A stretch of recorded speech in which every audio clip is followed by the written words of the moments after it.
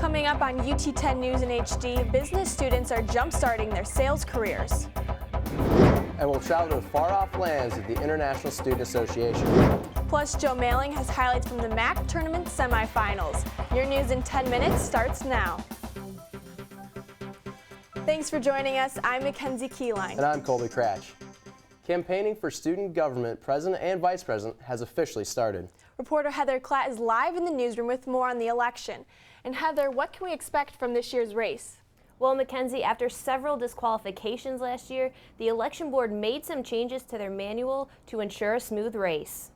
We took out some policies from the past to make it a little bit easier to get through the election process, cut down on complaints, and make it easier for campaigns to really get their material out there. Last week it was reported that 3 tickets were in the running for office, but as of the 18th, the Jordan Hong ticket was removed for not meeting eligibility requirements. Throughout the next 3 weeks, students can expect to see campaign material all over campus and social media websites. Mandatory debates are also being held to help students decide which candidate to vote for. Those are the people that are making the decisions for the rest of the student body, so it's important that you vote for the person that's going to think in the same mindset that you are. The Jordan Hong ticket was disqualified for not having a year combined student government experience. However, I talked to them earlier this morning and they are planning on going through the appeal process, but time will tell if this year's race ends up like it did last year. Reporting live from the UT10 newsroom, I'm Heather Klatt. Thanks, Heather. A handful of UT students dressed to impress on Friday. Stephanie Spencer was at the 3rd annual Invitational Sales Competition. 36 sales students met with representatives from 32 different companies throughout the day. During role-play exercises, they had 15 minutes to make a sales pitch while judges watched them through a live video feed. Coaching and networking sessions were included in the day as well.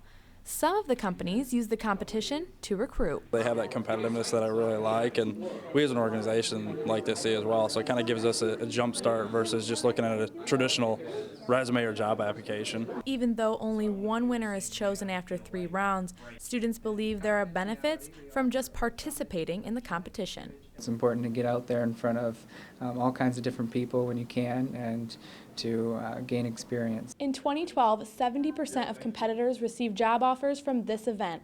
Those involved are hoping for a similar outcome this year. I'm Stephanie Spencer for UT10 News.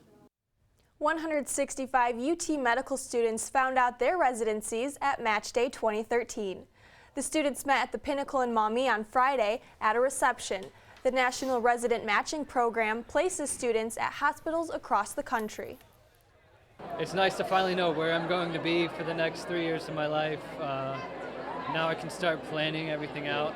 It's good to know that all these years of schooling have finally paid off. The majority of students were matched with UTMC, the University of Michigan, and Ohio State. The International Student Association rolled out the red carpet for their 37th annual International Dinner. ISA celebrated the university's diverse campus with a showcase representing several cultures, including the Ben Aswa water glass dance and the Hmong flower dance. There was also a fashion show and a buffet featuring Chinese dishes, but Friday night was more than just a dinner. For me, the International Dinner is like a chance to share my culture with others as well as learn about other cultures. Over 500 students were in attendance, and the money raised will fund the international student organizations on campus. Women's History Month officially kicked off at UT on March 11th with Her Story.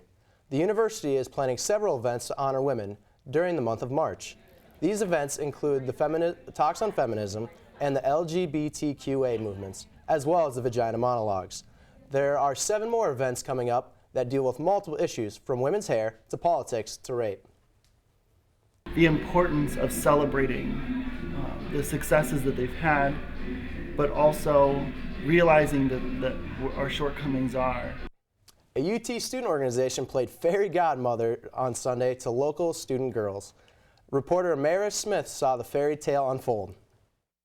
The Student Social Work Organization is giving away donated prom dresses here in the Student Union. 208 formal dresses were collected during the 4-month prom dress drive. Volunteers dropped off their gently used dresses at the Catherine Eberly Center for Women. Over 13 girls from high schools such as Bowser, Rogers, and Scott came to try on dresses from 11 in the morning until 5 in the evening. My mom brought it in. I tried it on. It was pretty. It was the prettiest one, so I won it. Dresses were available in small, medium, and large and ranged in all styles and colors. Charlotte Cox explains why she organized this event. There's a lot of girls in the community who can't actually afford prom dresses, so they don't get to go. So it's really important that they have the chance to at least try and go. Leftover dresses from this event will be used for next year's Once Upon a Prom dress. I'm Amara Smith for UT 10 News.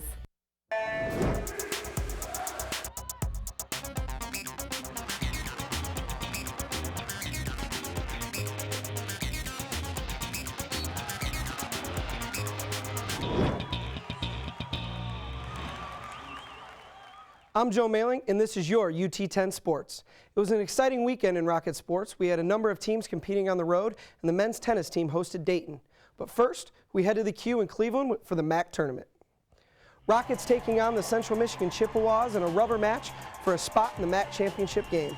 Good start for Toledo off of a Crystal Bradford miss. Lucretia Smith snags the board and finds senior guard Naama Shafir, who does it all by her bad self, finishing the coast-to-coast with a sweet little fadeaway. Other Rockets chip in here as Smith finds forward Yolanda Richardson using what her mama gave her for the easy bucket. The MAC Defensive Player of the Year wants in on the action as Andola Dortch pokes it away from CMU guard Jolisa Olive and Inma Zanagera finishes at the other end. The first half, however, belonged to the Chips. This pretty little give and go for CMU forward Jessica Schroll pushed the lead to 12 for Central Michigan. Into the second half we go now, Rockets cutting away at the lead. Shafir finds Richardson with a pretty little touch pass over the top of the defense for the easy 2 points. The Toledo bench starting to feel momentum sway back in their favor, but Brandy Baker would not be denied, taking out 2 Rockets on her way to the rim. Bradford there for the easy putback. The Rockets cut the lead to 1 point with a little over a minute to go, but could not buy a basket down the stretch. A brick here from Shafir, then this shot blocked by Schroll, Central Michigan's 8th swat of the game. Shafir had an off day shooting just 29%, 6 of 21 from the field, and Central Michigan can taste the victory. 1 free throw will ice the game, and hugs all around in Mount Pleasant. The final in this one, Central Michigan 66, Toledo 61. But the Rockets know their season is not quite finished. We had a great season. I mean, we lost 3 times, and we won 27. So hopefully that will pay off. Like I said, I think we've had an amazing run the whole entire season. I couldn't be more proud of my team and the effort that we bring day in and day out, practice day in and day out. I couldn't be more proud of our teammates. We took a tough loss tonight, and like I said, we're not done playing. And I think it's important for our teammates to know that we have to move forward from this and get ready to play.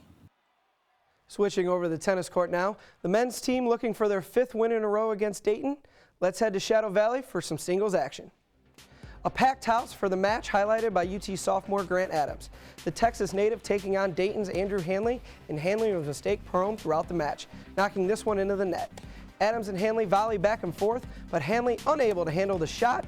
Point goes to Adams. The Dayton junior would fight back, setting up Adams for this pretty cross-court winner. But the mistakes were just too much to overcome. Hanley fires yet another one into the net. Set, game, and match for the Rockets. They beat Dayton 7-0. High fives for their 5th win in a row. Back to the women's hoops for a moment. 27-3 record. Had a chance for an NCAA tournament bid. Didn't get it. They're back to the WNIT. It's a shame they didn't make the tournament this year. The record deserved it. They needed to be in that one. And Joe, any word yet on the WNIT bracket? Yep, last night it was announced Toledo will host Butler at Savage Arena on Thursday night. All right, thanks, Joe. That's it for UT 10 News. For the latest breaking news from campus and bios of all UT reporters, go to our website, ut10news.com. And you can always watch our award-winning newscasts on YouTube and Facebook, where you can get caught up on all of your campus news, whatever you want. For Colby Cratch, Joe Melling, and all of our crew, I'm Mackenzie Keyline. Have a great week and stay tuned for more news from the UT campus.